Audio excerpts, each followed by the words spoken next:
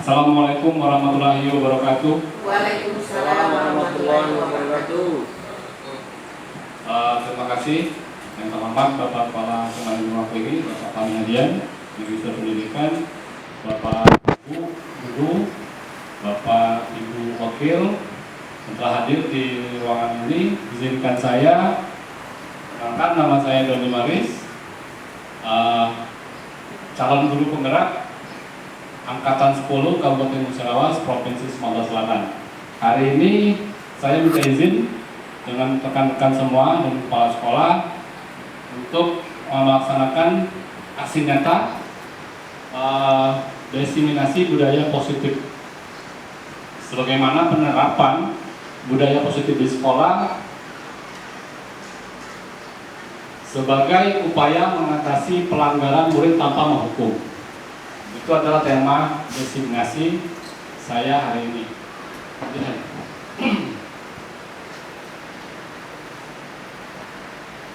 Perkenalkan dulu biar lebih akrab kawan-kawan, Bapak Ibu. Jadi saya adalah guru bimbingan konseling di SMA Negeri Muara Tinggi, Kabupaten Musirawas, Provinsi Sumatera Selatan, calon guru penggerak Angkatan 10 kelas Balai Guru Penggerak Sumatera Selatan. Saya rasa cukup perkenalannya, Bapak Ibu. Lanjut lagi. Oke. Ini sebelum kita mulai materi, kawan-kawan, Bapak Ibu, saya ada sedikit briefing lah tentang apa karaktermu dengan melihat prioritas hanya dengan memilih gambar. Nah, gambar ini nanti akan Bapak Ibu pilih, cukup disimpan dalam dalam pikiran kita, tidak usah dikatakan, nanti kita jelaskan apa yang kita pilih begitu. Lanjut, Bu Eni. Nah, di sini ada 4 gambar. Yang pertama ada air masak, kedua ada telepon berdering, ketiga ada bayi yang menangis, dan keempat ada anjing yang sedang mengais sofa. Nah, dari 4 gambar ini, adakah yang Anda pilih, Bapak Ibu, gitu? Apakah nomor 1, apakah nomor 2, apakah nomor 3, atau nomor 4? Karena pilihan kita dengan 4 gambar ini adalah menentukan karakter yang ada pada diri kita, seperti itu.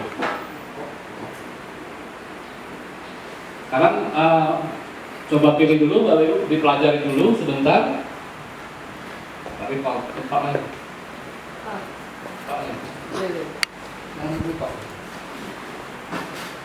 Oke. Pertama air panas, kedua telepon berdering, ketiga bayi menangis, dan yang keempat adalah kucing anjing ya sedang menggigit sofa. Yang mana yang lebih kita harus ini kan, kita harus dahulukan dari gambar ini kalau kita di rumah ya.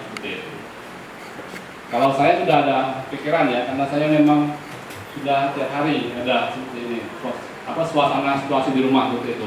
Baik, Bapak Ibu, kalau sudah dipilih ya, nanti kita akan tampilkan nomor 1 itu apa, nomor 2 itu apa, nomor 4 itu apa, nomor 3 itu apa. Silakan Bu Eni. Baik, nah ini kalau nomor 1 matikan kompor, berarti jika kamu milih untuk mematikan kompor yang di atasnya terdapat air mendidih, terlebih dahulu tandanya kamu seorang yang bersemangat namun temperamen.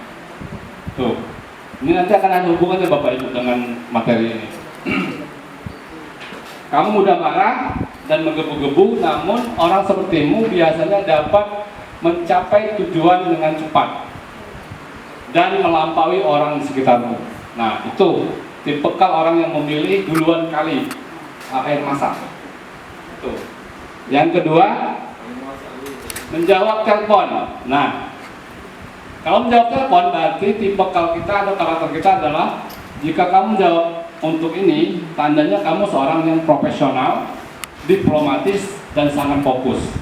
Karena kamu yang profesional seringkali mengharap segala sesuatu itu berjalan dengan sempurna, tidak menerima yang namanya kegagalan, seperti itu. Nah, kamu adalah orang yang perfeksionis yang tak suka kesalahan.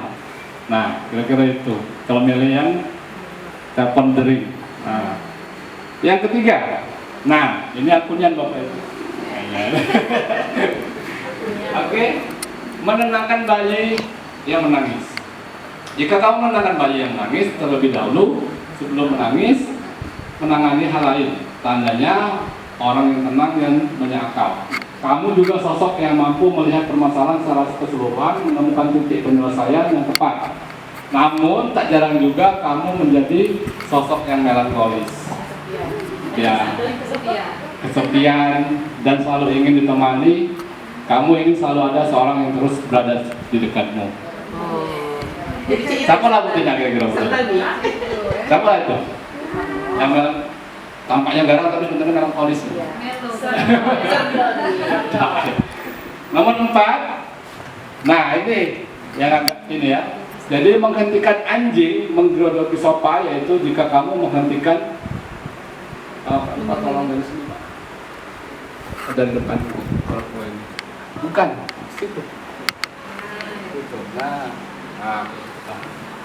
Jadi kalau Bapak Ibu mau milih menghentikan anjing yang menggerogoti sofa terlebih dahulu, tandanya kamu adalah seorang yang rapi dan cekatan. Kamu tak tahan dengan suasana yang berantakan. Kamu selalu membereskan kekacauan di rumah maupun di hidupmu segera mungkin. Nah, itu kira-kira. Beda tidak kira-kira? Yuk, Maria itu tadi beda apa? Apa Bu? Oh, terasi aja. Bu Julai, milih yang mana Bu? Bayi. Coba tebak aku serak Apa, pilih yang Bu? mana tadi? Pilih apa? Pilih yang apa tadi? Pilih kucing, pilih ini. Pilih nomor 1. Oh, nomor 1 yang air mendidih ya? Iya. Berarti memang menggebu-gebu Bu ya? Nomor 1 lah. Oke. Karakter tuh pasti ada. Iyalah. Makanya aku langsung megang ngomong. Oke. Terima kasih. Itu sudah ini masih banyak yang pengen saya sampaikan seperti ini. Cuman waktunya kita sedikit. Jadi kita lanjut masuk Bu Heni. Oke, sebelum saya memberikan diseminasi tentang positif budaya positif atau disiplin positif, saya akan memaparkan dulu filosofi KHD. KHD adalah Ki Hajar Dewantara. Jadi kita ambil salah satunya adalah murid ada memiliki kodrat alam dan kodrat zaman. Seperti itu. Jadi membangun karakter siswa itu harus sesuai dengan kodrat alamnya dan kodrat zaman. Kodrat alam itu berkaitan dengan sifat dan bentuk lingkungan di mana anak berada. Sedangkan kodrat zaman artinya setiap anak sudah membawa sifat atau karakter masing-masing yang sesuai dengan zamannya. Kemudian jadi guru tidak bisa menghapus sifat dasar tersebut, begitu. Jadi kalau memang anak-anak itu sudah datang hadir ke sekolah ini memiliki latar belakang sosio-kultural yang berbeda-beda dari keluarganya masing-masing dan lingkungannya masing-masing. Itu maksudnya kodrat alam. Sedangkan kodrat zaman sekarang Bapak Ibu, teknologi itu lebih banyak digunakan. Jadi anak-anak yang zaman now yang generasi Z ya hari ini, Gen Z yang kita namakan Gen Z itu, dia lebih cepat menerima suatu informasi sesuai dengan keadaan zamannya. Itu beda dengan zaman aku, dengan Rival, zaman Pak Fahmi, zaman Butina beda. Tidak perlu lagi ada yang namanya dulu kan belum ada ininya ya, seperti itu. Jadi kalau kita mau menghapus sifat-sifat itu, baik itu sifat yang buruk ya, sifat yang aslinya itu nggak bisa dihapus Bapak Ibu, tapi bisa dikaburkan. Itu maksudnya itu. Anak-anak yang sudah terbawa atau terdidik di keluarganya seperti apa yang kita lihat saat ini, itu tidak bisa kita hapus, tapi bisa kita kaburkan. Dikaburkan berarti kita bimbing, kita tuntun ke arah sifat-sifat baiknya, seperti itu. Itu salah satu paradigma belajar yang terbaru. Bukan terbaru sih, lama istilahnya. Cuman akunnya dimunculkan lagi seperti itu. Lanjut Bu Heni.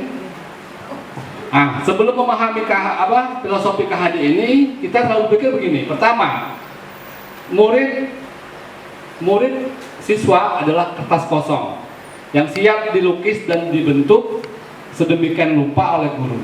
Jadi selama ini kita berpikir murid itu harus seperti apa yang kita inginkan. Padahal anak-anak itu muncul dari keluarga-keluarga sosial ekonomi, sosial kultural yang berbeda-beda. Jadi tidak bisa kita samakan sebenarnya. Murid adalah sekelompok insan yang siap menerima segala macam pengetahuan yang sama. Itu yang kita pikirkan selama ini. Terus murid harus tunduk dan patuh pada guru, ya, karena saya menggunakan model-model belajar yang sama. Itu selama ini. Terus keempat, murid yang kurang disiplin harus dikontrol dengan memberikan hukuman, baik verbal, kata-kata maupun non verbal, fisik. Seperti itu. Itu selama ini yang pikiran aku selama ini. Sesudahnya, setelah memahami apa itu refleksinya, refleksi KHD itu, murid ternyata bukanlah kelas kosong. Setiap murid adalah istimewa. Kepatuhan semestinya muncul dari dasar kesadaran, bukan dari ancaman. Maksudnya itu begini Bapak Ibu. Setiap manusia memiliki motivasinya masing-masing. Motivasi ekstrinsik dan motivasi intrinsik. Ekstrinsik berarti motivasi dari luar yang digaungkan oleh orang lain untuk dia. Sedangkan intrinsik adalah dari dalam diri dia, seperti itu, bukan dari luar. Kemudian saya harus menyesuaikan model-model belajar atau layanan nanti sesuai dengan kodrat murid, baik itu kodrat alam maupun kodrat zaman. Keempat, komunikasi dan kolaborasi antara guru, murid, sekolah, orang tua juga, serta masyarakat harus lebih ditingkatkan. Itu sudah dilakukan oleh kita kalau yang itu. Lanjut. Budaya positif. Budaya positif ini, Bapak Ibu, adalah nilai keyakinan. Keyakinan inilah yang ingin kita bentuk di dalam satuan pendidikan SMA. Keyakinan atau kesepakatan. Itulah budaya kita. Keyakinan sekolah, keyakinan kelas, kesepakatan kelas atau kesepakatan sekolah, seperti itu. Berpihak pada murid. Ini yang konsep ini yang terkadang itu dianggap dianggap sebuah penghambaan yang Bu ya? Penghambaan seperti itu. Kita tuh seolah-olah padahal bukan seperti itu maknanya. Gitu. Hal itu dilakukan agar murid dapat berkembang menjadi pribadi yang kritis, penuh hormat, dan bertanggung jawab. Jadi maksudnya budaya positif ini adalah sebuah nilai-nilai budaya, nilai-nilai keyakinan, nilai-nilai kebiasaan-kebiasaan yang dijalankan oleh setiap murid, tapi dia lakukan secara sadar, bukan karena ada hukuman, ada hadiah seperti itu. Itu maksudnya itu. Lanjut. Tujuan membangun budaya positif di sekolah adalah menumbuhkan karakter anak. Itu tadi Bapak Ibu. Anak-anak datang dengan karakter yang berbeda-beda, datang dengan lingkungan yang berbeda, datang dengan sosial ekonomi juga yang berbeda. Kita tidak bisa menyamakan bagaimana metode itu. Pembelajaran yang sama, matematika misalnya, kita samakan dengan metode itu, nggak bisa kawan-kawan. Terus juga tugas guru bukan hanya mengajar, tapi menuntun dan mendidik. Itu yang agak susah, Bapak Ibu. Lanjut lagi ya. Belum. Adapun karakter yang diharapkan yaitu seperti yang tercantum dalam pelajar profil Pancasila. Profil pelajar Pancasila maksudnya. Ya, jadi ada 6.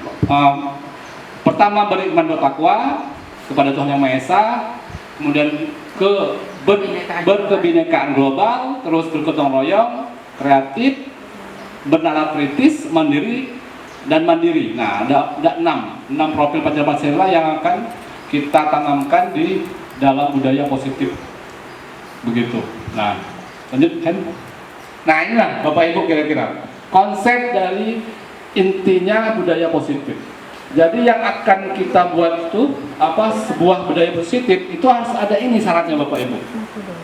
ada perubahan paradigma belajar, disiplin positif, nilai-nilai kebajikan, kebutuhan dasar manusia, posisi kontrol guru, kesepakatan kelas, dan segitiga restitusi. Ternyata segitiga restitusi ini ada di PMM, Bapak Ibu. Materinya ada di PMM.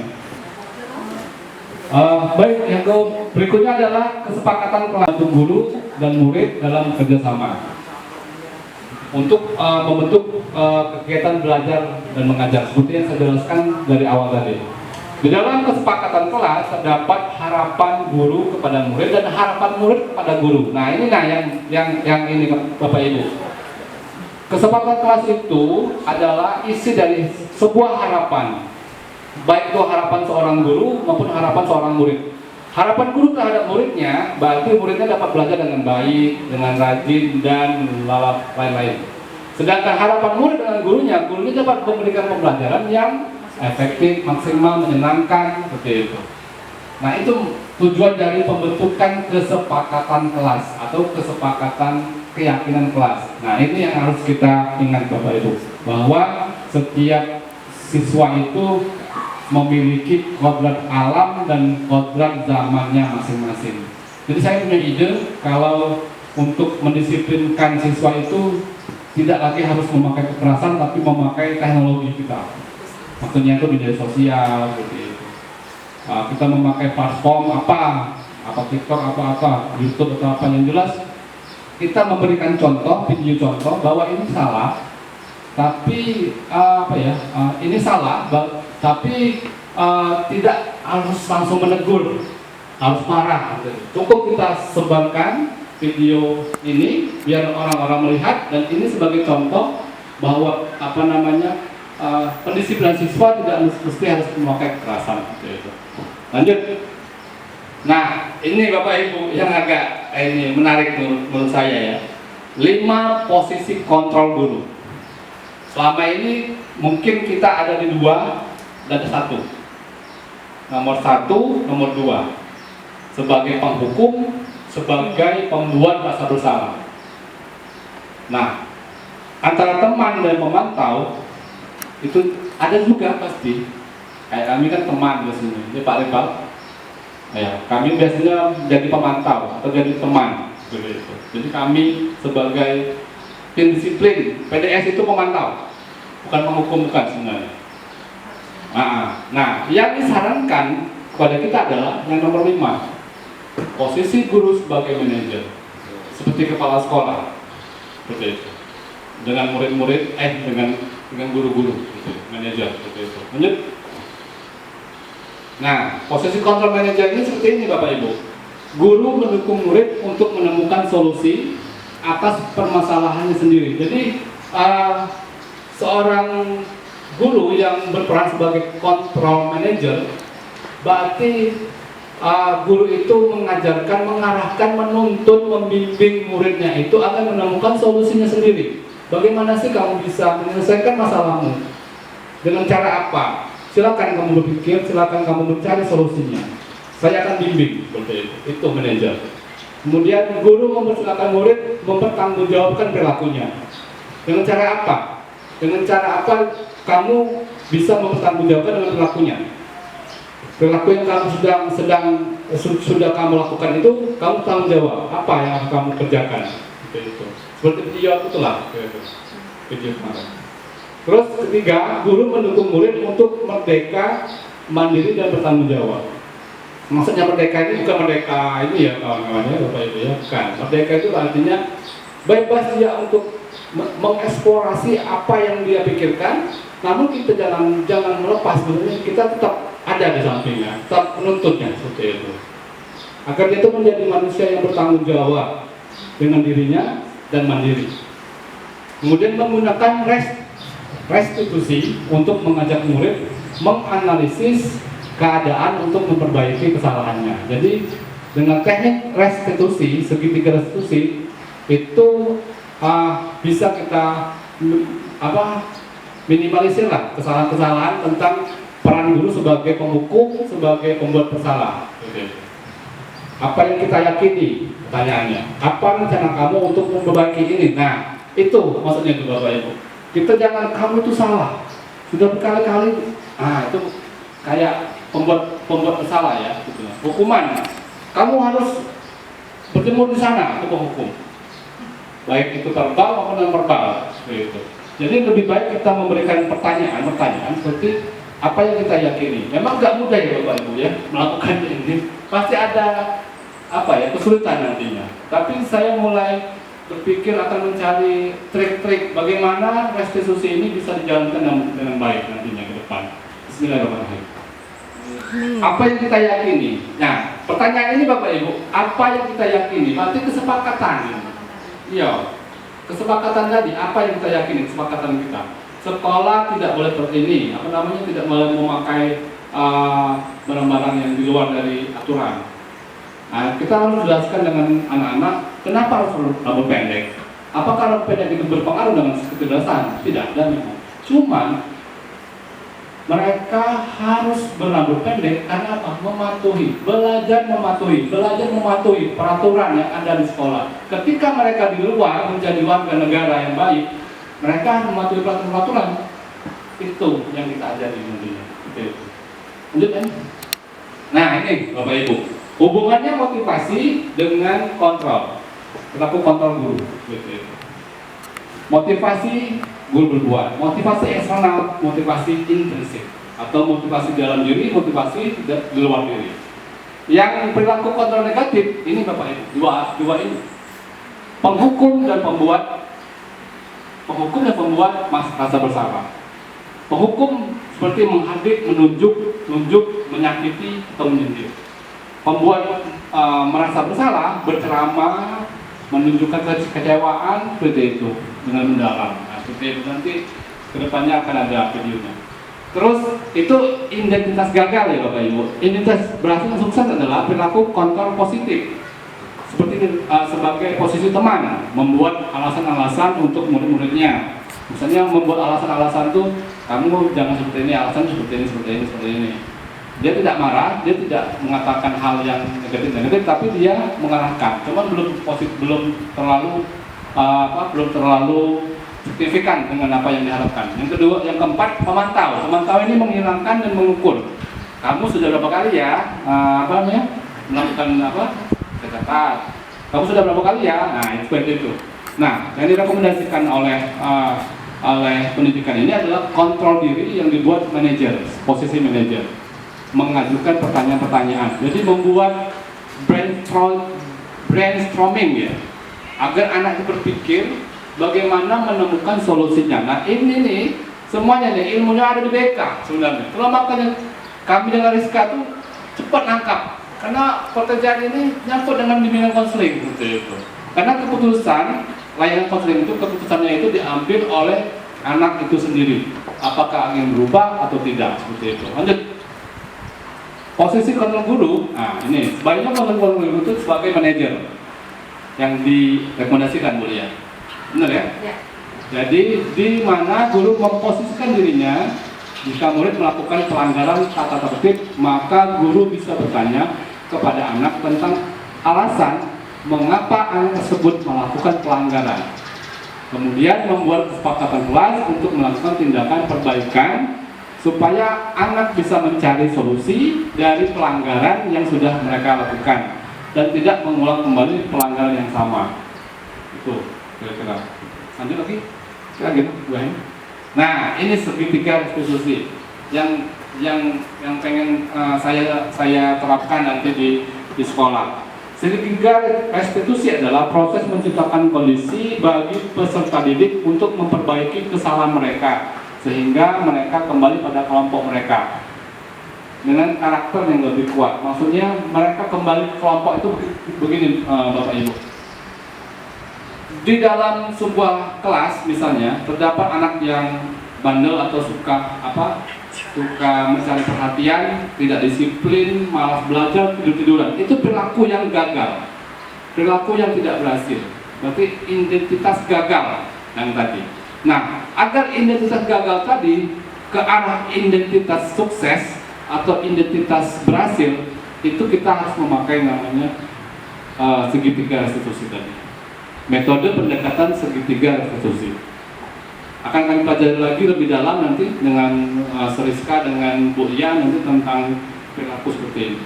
Terus penekanannya bukanlah pada bagaimana perilaku untuk menyenangkan orang lain atau menghindari ketidaknyamanan, tapi tujuannya adalah menjadi orang yang menghargai nilai-nilai kebajikan yang mereka pegang. Maksudnya nilai kebajikan itu Bapak Ibu, nilai-nilai yang profil pelajar Pancasila tadi.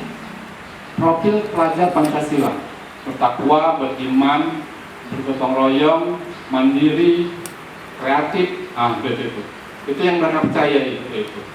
Jadi Bu, 3 langkah segitiga, ada 1, 2, 3 ya. Pertama, menstabilkan identitas. Identitas anak ini kan ketika bertemu dengan kita, Bapak Ibu melakukan kesalahan Bu, itu namanya identitas gagal. Nah, untuk menstabilkannya itu dari identitas gagal ini ke identitas sukses. Nah itu jadi kita jangan menganggap anak-anak itu nggak pernah berhasil, tidak akan pernah sukses seperti itu. Kita harus bimbing seperti itu. Jadi menstabilkan identitas. Contoh kalimatnya Bapak Ibu, berbuat salah itu tidak apa-apa sebagai pengalaman dan proses pembelajaran. Benar kayak gitu Bapak Ibu? Sama aja aku ini selalu ini kan oleh pimpinan, tapi masih pembelajaran maksudnya itu.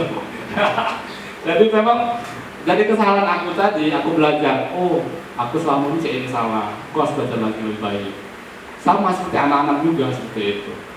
Nanti ketika kita sudah dewasa atau sudah menjadi seorang pemimpin juga, kita paham, oh guru tersebut melakukan kesalahan karena ini loh penyebabnya. Tapi dia mau belajar untuk menjadi lebih baik seperti itu. Itu maknanya seperti itu Bapak Ibu.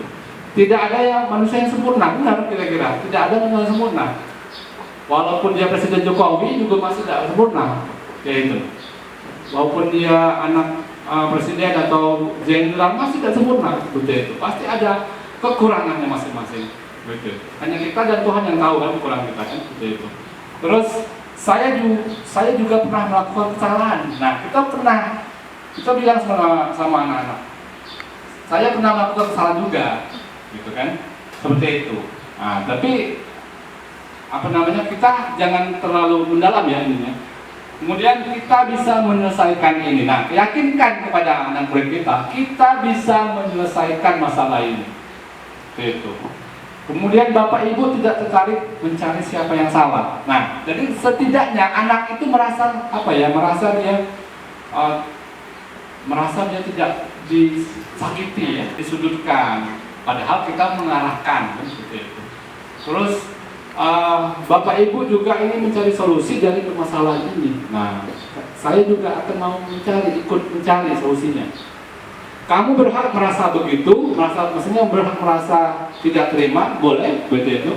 Apakah kamu sedang menjadi teman yang baik buat dirimu sendiri? Nah, salah satu hal yang paling musuh paling terbesar kita adalah diri kita sendiri. Sama lah, rasa malas lagi, banyak ya yang dalam diri kita nih. Itulah musuh kita sebenarnya. Nah, itu nanti itu. Lanjut Bu Hen. Nah, yang kedua langkahnya adalah validasi tindakan yang salah. Memvalidasi itu maksudnya Bapak Ibu, kita mengulangi, kamu salah ini kan? Nah, gitu. Nah, jadi padahal kamu bisa melakukan yang lebih buruk dari ini. Ketika anakku minggat, kita bisa seperti ini. Terima kasih. Bukan terima kasih apa?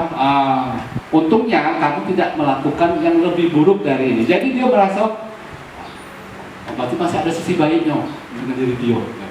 Gitu. Kamu pasti punya alasan mengapa melakukan itu. Kamu patut bangga pada dirimu sendiri karena kamu telah melindungi sesuatu yang penting buat kamu. Kamu boleh mempertahankan sikap itu, tapi kamu harus menambahkan sikap-sikap yang baru.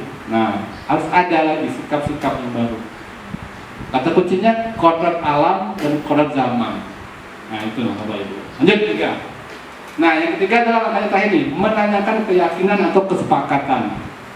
Apakah kita percaya sebagai kelas atau keluarga? Lalu, apa nilai-nilai umum yang kita telah sepakati? Nah, nilai-nilai umum ini biasanya nilai kebajikan universal, Bapak Ibu. Saling 3S tuh. sapa, salim, Senyum. senyum itu kebajikan nilainya universal secara umum itu. Menghargai orang yang lebih tua, menghormati orang yang lebih tua itu adalah universal, maksudnya lebih umum seperti itu. Apakah bayangan kita tentang kelas yang ideal? Itu termasuk ini untuk kelas ya Bapak Ibu, untuk yang di kelas ya. Apakah kamu mau jadi orang seperti apa? Kamu mau jadi orang seperti apa? Itu pertanyaannya. Misalnya Pak Pami tanya, Don, kamu mau menjadi seorang seperti apa? Kamu mikir, aku nak jujur kayak Sarkozy ini kan ya. Aku ingin menjadi seorang pemimpin yang lebih bijaksana misalnya kan, lebih disiplin, lebih mementingkan anggota gitu. Cuman kalau sekarang belajar dulu, masih harus belajar dulu. Oke. Nah, ini contoh budaya positif 10 ya. Pertama, membiasakan salam saling sapa. Pembiasaan saling membantu atau gotong royong. Terus pembiasaan menghargai perbedaan agama, ras, suku, gitu kan, toleransi lah intinya. Sikap disiplin. Nah, ini yang harus kita. Kemudian sikap refleksi. Nah, Bapak Ibu, kita pernah nggak menanyakan kepada murid-murid kita, apa refleksi kamu nak tentang pelajaran hari ini? Nah, itu yang belum pernah kita lakukan mungkin ya. Terus melaksanakan tata tertib sekolah, kejujuran, religius, kepedulian, dan sikap nasionalis. Nah, ini menjadi budaya-budaya positif yang ada di sebuah satuan pendidikan. Saya rasa sudah. Saya rasa sudah Bapak Ibu, terima kasih untuk hari ini sudah hadir pada destinasi budaya positif sekolah sebagai upaya pendisiplinan murid untuk meningkatkan upaya sekolah untuk membentuk mencapai budaya positif yang lebih baik ke depannya. Terima kasih, saya akhiri. Wabillahi taufiq wal hidayah. Wassalamualaikum warahmatullahi wabarakatuh. Oh iya, kamu enggak, Fit? Nanti. Ini untuk Rio dari kita. Ya, syuting. Jadi yang tadi disampaikan oleh calon guru penggerak tadi, teori dan sebagainya sudah bagus ya. Itu sudah ya seharusnya di sekolah kita melakukannya seperti itu. Tetapi ada tetapinya, pertanyaannya dari diri kita sendiri dulu. Mau diapakan? Kita melihat ruangan ini dulu saja lah contohnya.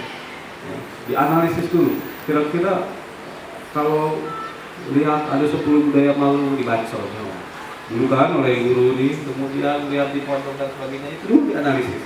Kemudian baru siswanya itu kita ajaran, ada nengok sampah di depan itu, diapakan sampah itu. Nah, kira-kira guru itu kalau melihat sampah, melihat itu sudah melakukannya tidak? Kalau itu kita semua guru melakukan itu, saya yakin yang materi-materi yang disampaikan itu, insya Allah dengan siswa juga akan mudah juga. Sekarang kita agak ragu, iya bisa dilaksanakan dengan kultur kita seperti ini dan seperti itu. Tapi kalau dari diri kitanya perbaikan dulu, dari guru-gurunya dulu, nah, kemudian baru ke siswanya. Siswa mungkin akan mengerti, akan memahami. Tapi diawali dengan kita semua harus sama, kompak seperti itu. Karena saya sudah beberapa kali diterapkan sebenarnya, ada beberapa untuk memotivasi siswa. Jadi jangan sampai siswa ini kita hukum terus, kita jadi sadar seperti apa. Kamu mau jadi apa kan seperti itu. Mau jadi TNI, Polri, mau kedokteran, sehingga terapkan dalam diri siswa itu. Saya ini kalau mau jadi TNI harus tepat waktu, harus disiplin, harus ini, harus itu, seperti itu. Ya. Dengan adanya kesadaran itu, maka dia ke sekolah sudah tahu harus seperti apa dan dia lakukan apa. Ketika guru juga tidak ada di tempat atau sakit dan sebagainya, apa yang harus dia lakukan apa. Nah itu kan sebenarnya tujuannya sama seperti itu. Jadi kalau teori yang tadi itu mencakup seluruhnya, mencakup aspek pembelajaran kita, ya itu lebih lengkap lagi, dan saya juga sudah menerapkan di beberapanya, walaupun sebenarnya teori ini belum muncul dan seperti itu, tapi ada insting bagaimana menyadarkan siswa. Nah itu dulu sebenarnya. Sebelum menyadarkan siswa, ayo kita sama-sama sadar dulu kita diri sendiri. Sadarkan dulu dengan melihat apa yang kita lihat sekarang di sekeliling kita. Duduk tiap hari di situ, tapi lihat ada di bawah kertas itu yang tidak pantas di ini kan harus. Tuh. Di kertas sampah itu kan, kemudian sudah rapihkan dulu meja-meja ini. Dan seperti itu dulu dari. Kemudian saya lihat kertas itu di selokan situ. Karena tiket sampah, melihat masih ada sampah. Tapi kan guru-guru belum. Pasti dimulai dari guru, Pak ya. Mulai dari guru dulu. Saya kira itu ya. Yang penting saling mengingatkan, dan ayo mari kita sama-sama mulai dari diri kita sendiri. Yakinlah, insya Allah yang untuk kesiswa seperti itu hukuman dan sebagainya itu tidak akan terjadi kalau siswanya sadar. Sebelum siswanya sadar, kita dulu harus sadarkan diri dulu. Seperti itu. Menurut saya seperti itu. Ya terima kasih, mudah-mudahan ini akan berkembang dan perlahan ya guru yang lain yang belum CGP walaupun belum CGP dengan ilmu-ilmu teori seperti ini ya terus menyesuaikan, dan itu memang harus kita lakukan. Terima kasih. Lanjut. Katanya wangi-wanginya itu sampai ke sini. Iya, Pak.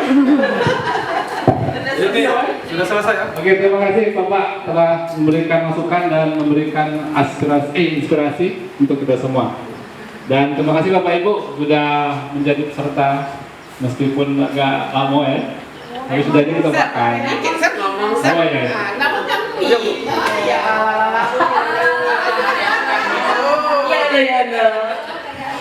Sir, ini budaya positif ini Sir, kemarin waktu Ali itu waktu Ali itu kan Ali kan mengingatkan yuk wali kelas buat kesepakatan kelas. Nah di tahun ini kan seluruh wali kelas siapapun kesiswaannya itu himbau wali kelasnya untuk buat kesepakatan kelas. Tapi sebelum buat kesepakatan kelas kita buat dulu kesepakatan guru. Kesepakatan guru itu nanti menjadi kesepakatan kelas, kita sinkronkan dengan kesepakatan siswa tadi, kelas tadi kan, kesepakatan sekolah itu. Terus kita bannernya, Sir, yang kesepakatan kelas itu di banner, taruh di kelas masing-masing. Kelasnya ya? Tugas wali kelas gitu kan, nah siapapun wali kelasnya misalnya Bu Eni kan. Jadi kesepakatan, nambahkan dikit ya Sir? Nambahkan, bukan mengkritik. Masukan. Jadi menambahkan Sir, bukan masukan, menambahkan. Jadi kesepakatan kelas itu wali kelas mendengarkan, ada kan choice, dan satu lagi kepemilikan. Jadi kita wali kelas mendengarkan keinginan siswa. Dengan hanya kita yang mendengarkan suaranya gitu kan. Jadi dari keinginan itu nanti kita pilih yang mana, begitu menjadi kesepakatan kelas agar mereka merasa memiliki. Biarkan mereka yang membuatnya itu di banner, stempel. Nah kayaknya kita guru-guru kita buat kesepakatan juga. kita buat ini, kita milih. Iya. Kita memberikan masukan kepada forum. Iya di forum ini nanti. Saya mau ini Pak, saya mau sini Pak, saya mau bawa HP Pak, saya saja ini. Iya gitu kan. Saya mau ini Pak. Misalnya ini apa saja lah kita buat kesepakatan yang kita butuhkan di sekolah ini gitu. Jadi kita enak jalannya ya dasar, tidak merasa tertekan, tidak merasa ini takut dihukum gitu. Jadi memang benar-benar ketidaknyamanan, tapi benar-benar kita tahu iya kesepakatan kemarin seperti ini, seperti itu. Contoh ini kan, saya sering datang terlambat, tapi saya sering datang. Nah, kesepakatannya kan misalnya Doni ya, balik terakhir. Nah, itu kan datang jam 8, baliknya jam 3 ya kan? Nah, kakek kita buat kesepakatan ini terlambatnya Doni ini jam 11 sampai jam 10. Ya kan Putih kan? Iya. Kita terlambatnya jam 12. Sore balik ya. Baliknya belakangan aku maghrib. Rumah mertua rupanya. Ada masuk itu. Ya, ada masukan ya. Iya, Bu Es.